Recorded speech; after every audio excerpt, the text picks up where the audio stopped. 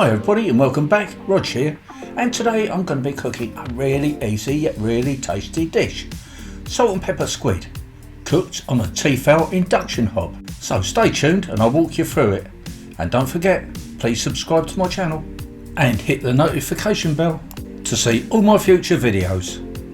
We're going to need 1 cup of all-purpose flour. We're going to need some lemon juice to sprinkle over the top when it's done. We're going to need obviously our squid rings, there we go, and we need plenty of seasoning, good old salt and pepper. Into a bowl with flour, into the flour with some pepper, plenty of pepper, don't skimp on that, it's wonderful stuff. Plenty of pepper, in that goes. Then we're going to need some salt, sea salt, grind that in. Little bit more, that'll do. Then our squid rings.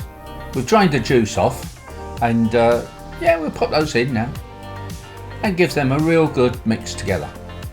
We want to get the squid rings thoroughly coated in this seasoned flour. Then it's off to a pan of hot oil on a hob.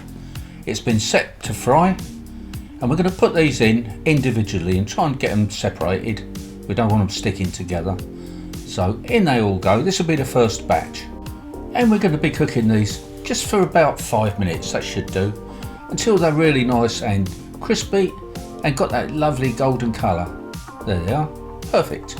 Drain these off on some kitchen paper. And then we're ready to serve up. On they go, and I'm serving these with fries, lemons and some slices of bread. So there we go, all ready to eat and have a munch.